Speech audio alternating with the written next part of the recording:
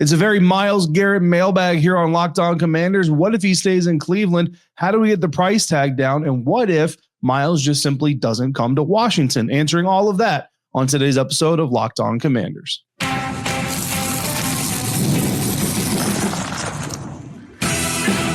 You are Locked On Commanders, your daily podcast on the Washington Commanders. Part of the Locked On Podcast Network, your team every day. And welcome inside, everybody, to today's episode of Locked On Commanders. I am your host, David Harrison, here with you every Monday through Friday, your friend on the ground covering the Washington Commanders for Sports Illustrated's CommanderGameDay.com. I want to thank you for coming through today for this episode in which we are going to open up the mailbag and answer some mailbag questions about the last five Commanders free agents, concerns about Adam Peters heading into his second NFL draft, and it's going to be a very Myles Garrett heavy mailbag to start us off today. Of course, every dayers want to give you a special thank you for coming through every single day. You probably already are, but if anybody out there is not, please subscribe for free on YouTube or wherever you are listening to this episode right now. And if you're new to the show, I want to thank you for giving it a try. Locked On Commanders is your daily podcast, even through the off season. So we're going to be here for you no matter what is going on, but especially when big things are going on. Part of the Locked On Podcast Network, your team every day. So make sure you come back soon and make sure you come back hopefully often. Reached out to insiders yesterday. So let's do a mailbag episode to help start kind of round out the week. And we got a lot of questions, man. We got a lot more questions than I expected to get, which is a great thing. But certainly some that followed a common theme. And it turns out that the insiders definitely have more questions about Myles Garrett. So we're going to start with Ravi here, who saw a video from B. Mitch and Finley, two great dudes out here in the DC area, saying that there was a slim possibility that Myles Garrett would still stay with the Cleveland Browns. If he does, or even he goes to someone else, who do I think, Ravi asks, the Washington Commanders should have as a backup plan? So, yeah, I mean, there's always a possibility that the Browns and Myles Garrett figure this whole thing out, right? Like there's always this kind of speculation of like maybe it's about getting a better contract or a new contract or an extension. Garrett has 2 years left on his current deal this coming season, 2025 and 2026. He's going to be 30 years old, doing all these things. So it would make sense if he's trying to leverage the Browns into a bigger contract. But also his statement says, he's not just interested in going from Cleveland to Canton. He wants a ring. And to me, that part is pretty damning. One, using the GM's own words against him, because their GM in Cleveland likes to say Cleveland to Canton, things like that. Using his own words against him and also saying like unequivocally, like, listen, I play this game to win championships. And if we're not going to do it in Cleveland, then I want to go do it somewhere else. And I just don't look at Cleveland, and I don't think many people look at Cleveland as that team that is, really just on the cusp of winning a championship. So regardless, let's say Myles Garrett just doesn't come to the Washington Commanders. I think the backup plan there should be Trey Hendrickson, edge rusher, edge defender for the Cleveland Browns, for the Cincinnati Bengals, 6'4", 270 pounds. Now he just turned 30 in December, so he's already kind of over that part of the hill, so to speak, but is a four-time Pro Bowler, was an AP first team All-Pro this year, Defensive Player of the Year candidate, 17 and a half sacks in 2024. But not only that, 17 and a half sacks for 2023. And I think what's really impressive about Trey is that 17 and a half sacks in 2024 came on a Bengals defense that really wasn't all that good. So there wasn't a whole lot of, other people for opposing offenses to really kind of hone in on, yet he was still able to have that kind of production. And if you go through his career, really ever since 2020, 13 and a half sacks in 2020, 14 sacks in 2021, came to Cincinnati in 2021, 2022, a little bit of a down year from there, 8 sacks, you know what I mean? But you still don't hate 8 sacks. And then again, 17 and a half. So Trey Hendrickson, certainly someone that I think if you can't get Myles Garrett, if the cost goes too high and you just pull out if you're Adam Peters, I think he's a very solid second option to go after. You still have to give up draft capital because you have to trade for him from the Bengals. But also Dan Quinn has some experience against him. Trey Hendrickson started his career with the New Orleans Saints. I remember talking about Trey when I was covering the Buccaneers and they would go up against that Saints defense. Trey Hendrickson certainly can be quite the menace. I think he's been underrated for quite a long time. So it's good to hear him getting a lot of, national attention. I know a lot of teams that need edge rushers are talking about him as well this season. So it's good to see him getting that notoriety. And yeah, look, he's going to be a cheaper option than Myles Garrett. So if you can go get him, if you don't get Myles and you want to go get Trey, I would not be disappointed with Trey Hendrickson coming to the Commanders. Michael came through with another Myles Garrett question. Is there a scenario that acquires Myles Garrett that doesn't give away the proverbial farm? I'd really like to see the defense bolster with a talent like that, but I'm worried that wouldn't allow us to build for the future around Jaden. I think it's a very reasonable concern. I think it's a very real concern, right? The asking price for Myles Garrett, essentially, everybody's talking about is 2 number ones, right? So you're talking number 29 this year, and you're talking a 2026 first round pick. And when you hear your GM talk about building through the draft, supplementing through trades, typically when you're talking about building through the draft, you talk about protecting your first round picks. However, there is also something to be said for using those first round picks to further bolster your roster and get players that you wouldn't otherwise be able to get. And I think that this is a situation where, look, there's not a Myles Garrett out there every year for you to get, and you're not going to get a Myles Garrett with the 29th pick and hopefully the 32nd pick next year, regardless. So I think in that light, it's kind of worth doing that, and you can still build your roster through those second round picks, third round picks, so on and so forth. Adam Peters doesn't have a fourth round pick this year. Doesn't seem to like fourth round picks so far. So we'll see how that goes. But there is a way, though, however, to make this deal cheaper for the Washington Commanders from a draft compensation standpoint. And honestly, it's an idea that also helps the Cleveland Browns, because the Cleveland Browns, if they just straight up trade Myles Garrett, and they do it before the NFL draft to get draft capital for this year's draft, which you would assume they'd want to do, they're going to be on the hook for $55 million in dead cap, according to Spot Track. If they do the trade after the draft, and they do it as a post-June 1st trade, and you'd actually have to wait till after June 1st, because you can't, you hear about players being released with a post-June 1st designation. You can do that with releases. You can't do that with trades. So the Browns would miss out on draft capital this year. They would get all their draft capital starting in 2026, and that cap hit would drop to about $35 million this year, and I think $20 million in 2027 or 2026. So that would help them out financially a little bit. And if you're the Washington Commanders, that's not a bad deal, because you get your number 29th pick this year. You give up your 2026, 2027 first round picks. That, is a little bit rough to swallow down the road. But again, hopefully you're giving away the 30th, the 32nd, overall picks in those first round, not, high picks in those first rounds. However, if the Washington Commanders were willing to take on Myles Garrett's bonus money, right? So right now, as it is, if the Washington Commanders were to trade for Myles Garrett, they'd only went on the hook for $1.5 million against their cap in the next 2 years. Now, a new deal would be part of the transaction, we assume, for Myles Garrett, so that would change. But just speaking, strictly to numbers as they are right now, that's quite the number. So again, when you talk about trading for him, that's why the Cleveland Browns are like, look, dude, you're only going to pay him $1.5 million off your cap, and you're going to give us draft capital. You're only inheriting $1.5 million off of our books onto yours. However, his total cap hit in 2025, as it stands right now, is $19.7 million. Total cap hit in 2026 is $20.37 million. And then he's got 4 void years, with the biggest one coming in 2027, $37.6 million. Obviously, that the team would try to encapsulate in his extension and all these things.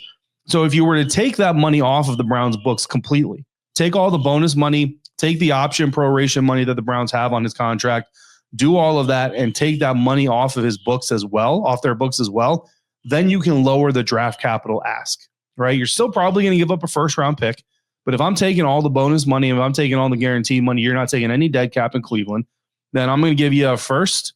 Maybe I'm going to give you a 2026 third, and maybe we can talk about a player. I don't know. Maybe you like John Allen. I don't know.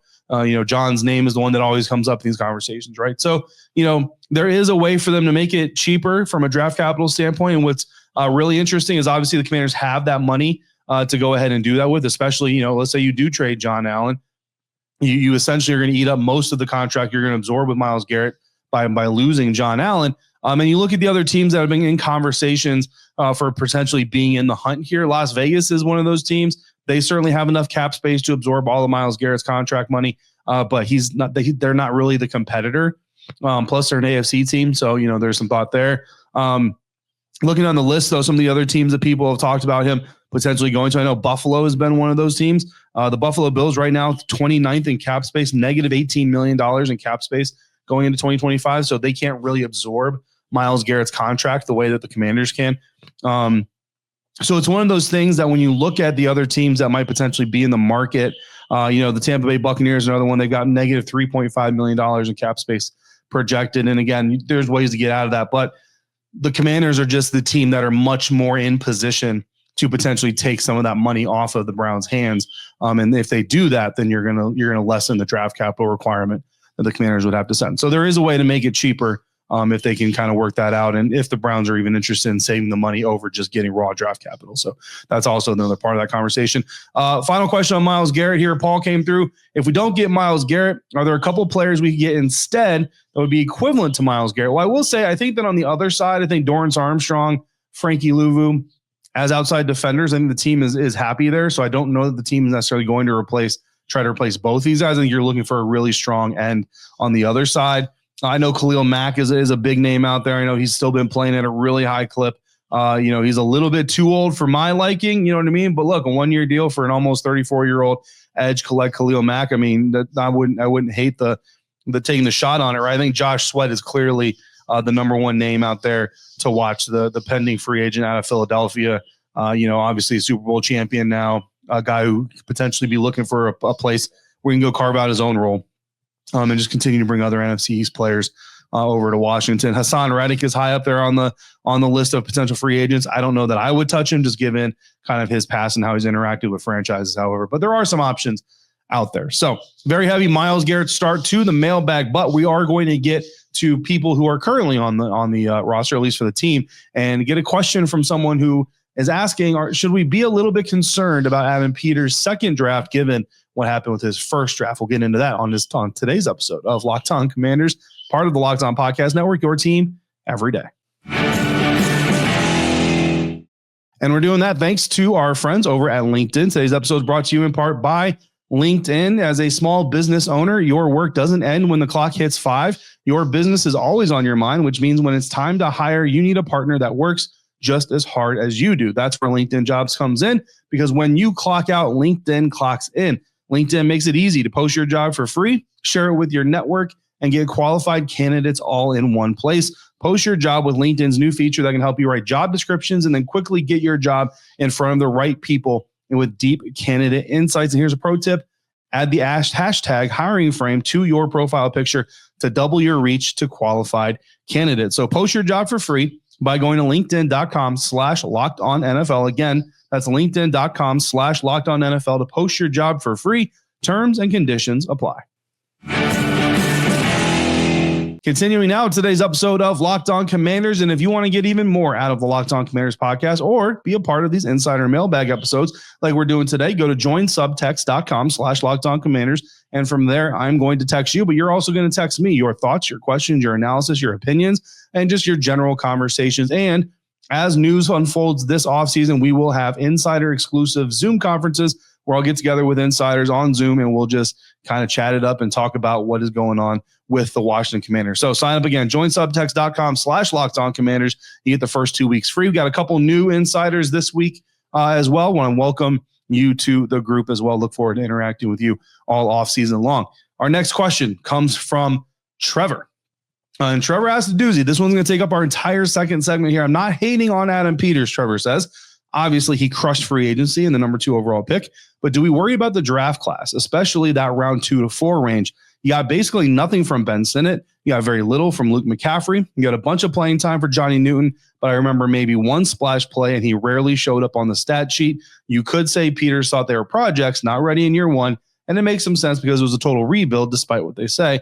But shouldn't projection status knock them down the draft board? Are we concerned? Trevor, I think it's a great question, man, and I know you're not alone in asking that kind of stuff. So we did our rookie impact report on yesterday's show, and I dove into quite a bit of this on there. But I did have 8 rookies that I put in the tier of having exceeded expectations. It's a lot of rookies.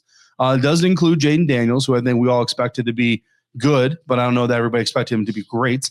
3 undrafted free agents who simply by making the roster, even the practice squad, exceed expectations. And then Mikey Sainristil, Brandon Coleman, Jordan McGee, and Javonte Jean-Baptiste, 2 late round guys that turned out to be, I think, more contribute more, I should say, than expected, right? So they make those ranks. Now, like I said, that's a lot of rookies.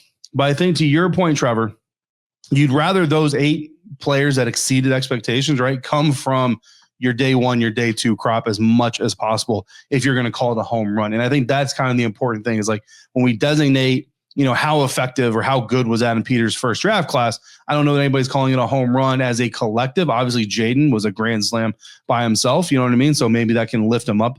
But I like the class, and I liked it then. I still like the class today.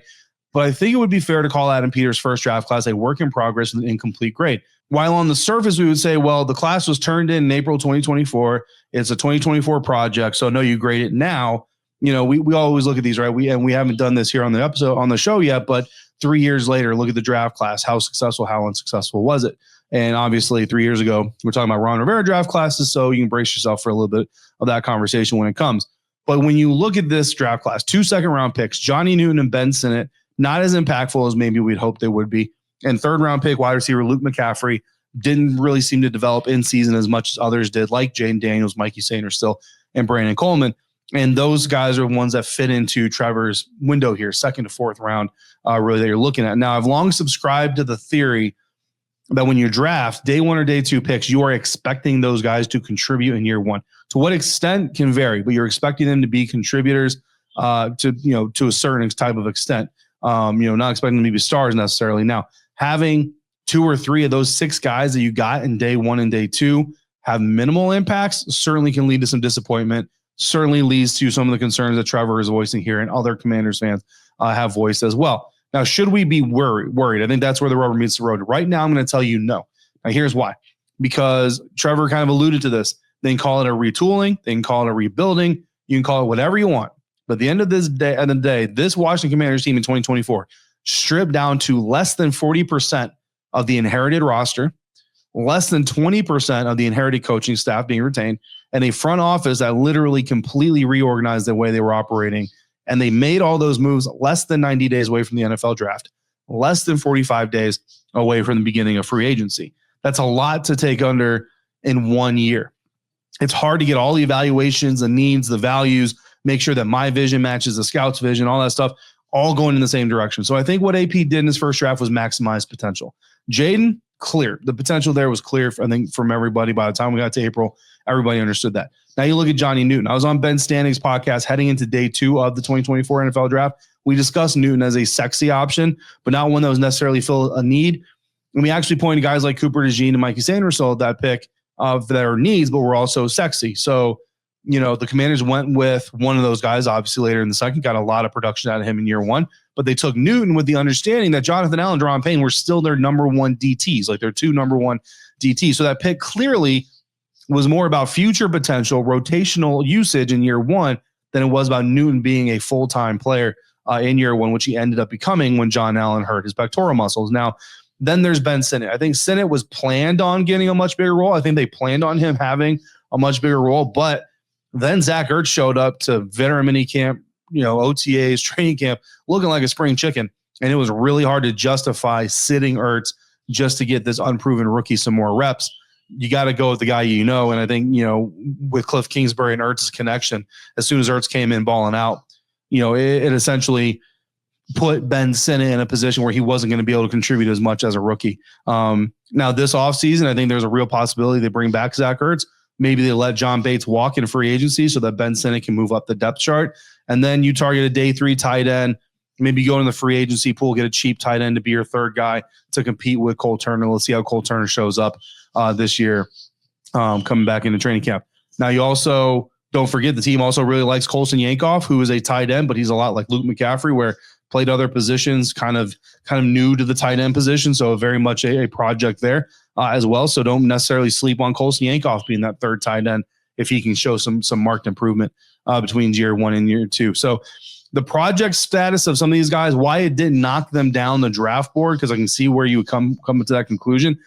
Basically, I think what AP was drafting was for the plan. If McCaffrey is a solid third receiver in 2025, then they got him a year early, unleash him in 2025 without spending current year draft capital, and they got to kind of mold his wide receiver education into what they need from him. You also don't have a 4th round pick last year, so you can't wait to the 4th, because I know there was a lot of how do you draft Luke McCaffrey 3rd round? Well, remember, Commanders didn't have a 4th round pick, and it was the last pick of the 3rd round. So there's that. So I wouldn't get too tied into the 3rd round pick title per se. It's a true investment model, man. Honestly, spend capital now, which would be 2024, right? Spend capital on guys like Johnny Newton, Ben Sinnott, Luke McCaffrey. Like I said, I think the plan for Ben Sinnott when they drafted him was much bigger than what the plan ended up being. So just take that with a grain of salt. But you nurture that stock. So you nurture those 3 players specifically, teach them, allow them to grow within themselves. And hopefully when you get to that second year or maybe even that third year, your rebuilding curve gets accelerated because you drafted guys, in that first year who had a long runway to get to. But once they get to the end of that runway, they're going to be cooking. Bring in some experience in critical positions, off-ball linebacker with Bobby Wagner, play setter, also Bobby Wagner, tight end, rookie's best friend sometimes in Zach Ertz, the center who can set the protections in Tyler Biadasz, your star backer in Jeremy Chin. You don't want to teach a day 2 rookie safety linebacker hybrid how to play that star position, right? So you bring in a guy like Jeremy Chin who has experience with it, and then you put those rookies around them to develop. So I think that's the reason you saw that kind of unfold the way that it did. I think ultimately 2 years from now, so 3 years after that class, is when we'll really be able to sit down and say, was that class a success or a failure? And then you build the skeleton through the draft with the rest of your picks. So I'm not concerned, but I think this year is really going to be interesting because last year was the first time we ever saw AP draft.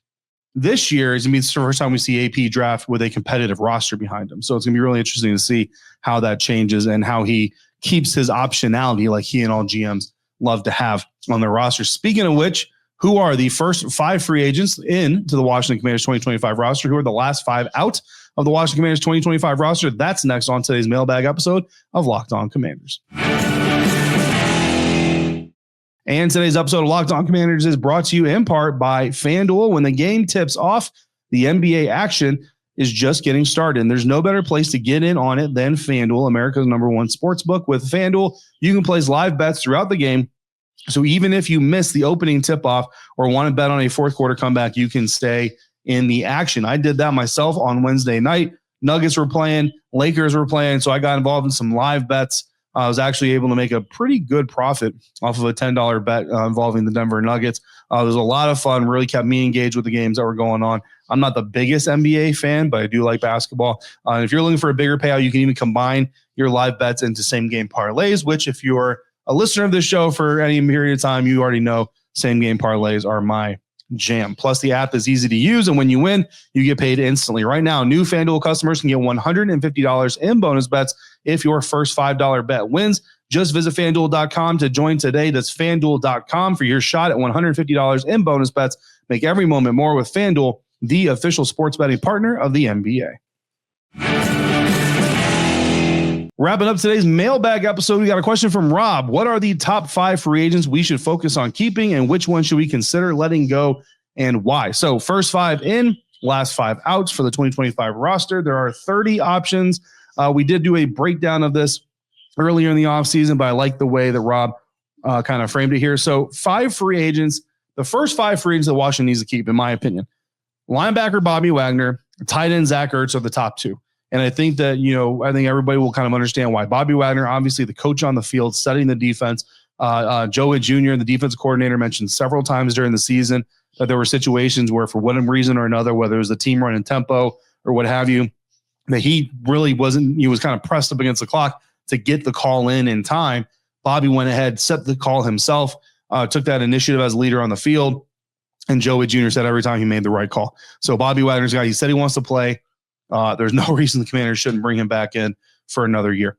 Tight end Zach Ertz, very similar, quarterback's best friend, all that stuff. Even if Ben Sinnott is going to take that rise up to the number 2 spot on the depth chart, it really gives him another year to kind of be, comfortable, not be, totally put under pressure to totally perform and be just kind of continue to learn and climb that ladder.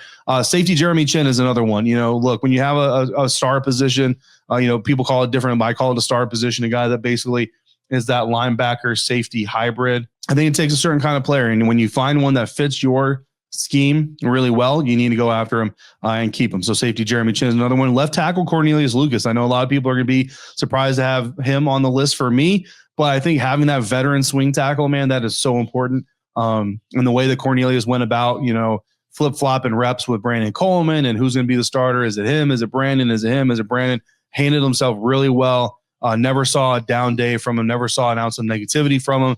I really like the way that he handled it. And I think he's got a lot of value coming back that way as well. And then I'm going to go special teams here, man. I'm going to go punter Tress Way.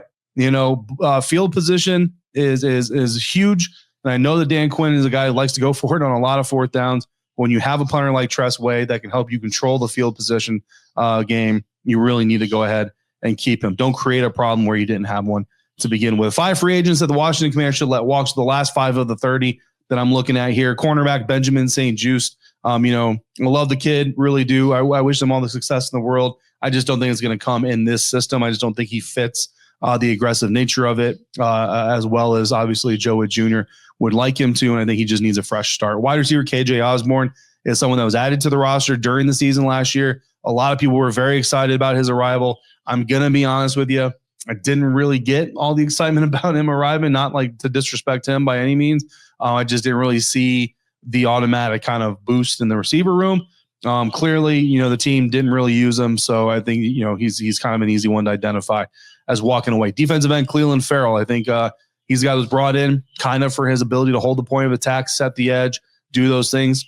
Didn't really stand up to that as well in the season. And I think they need to go a different direction. Cornerback Michael Davis is a guy that I think they brought in. A lot of us expected him to start over Emmanuel Forbes going back to training camp, but I think both he and Emmanuel Forbes essentially showed neither of them are really up to the task. So I think Michael Davis is going to be walking. And then running back Jeremy McNichols. It's interesting because he's an Anthony Lynn guy. So certainly those relationships matter. And because of that, it certainly might come back. And it's not that I would hate him coming back. It's more so I think that the team needs to look at a younger running back to bring in behind Brian Robinson Jr., Austin Eckler. You're probably bringing Chris Rodriguez back to be on the practice squad again next year. So go out there and get, if it's Travion Henderson or Cam Scadaboo or someone in the NFL draft. There's a lot of good backs in this year's class. So I think you don't sign Jeremy McNichols. You dedicate a draft pick somewhere, to go get one of those backs, depending on who's on the board at the right spot, and you add them to your running back stable. Chris Rodriguez Jr., as much as I would love to see him on the active roster from day one, I think it's pretty clear that this team doesn't see him as that kind of guy right now. We'll see if he can come into camp next year and blow their socks off. But in the meantime, drafting before you get to see that, that's kind of the route that I would go. So those are my first 5 in. Last 5 in. Look, we've still got like a really good amount of mailbag questions here. So I appreciate all the insiders coming through strong on the mailbag as always. So we're going to get to as many of them as possible. I think actually we're probably going to do another mailbag episode tomorrow to get through some of these other questions because they're really, really good. So make sure you come back for the next episode of Locked On Commanders as we wrap up the week here. In the meantime, if you got questions or comments, all you got to do is text them to me. All you got to do that, become an insider at joinsubtext.com/LockedOnCommanders.